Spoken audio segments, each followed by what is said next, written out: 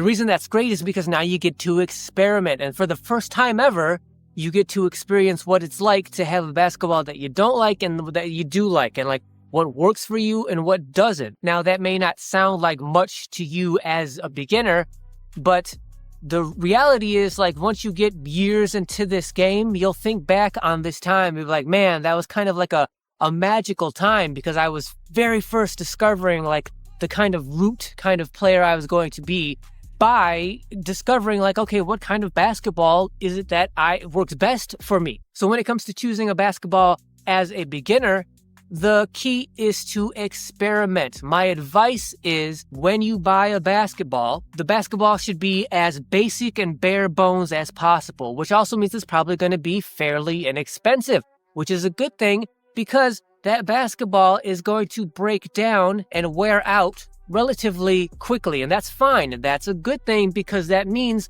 once you take that ball through its entire life cycle, when you go to replace it, you can then replace it with a ball that's slightly different from the last ball. And what I advise is, nowadays, you guys have so many options when it comes to basketball, even the very basic sort of bare bones kind of basketballs. Now you have a long spectrum of basketballs that go from super rubbery basketballs to super like composite leather basketballs that feel very leathery.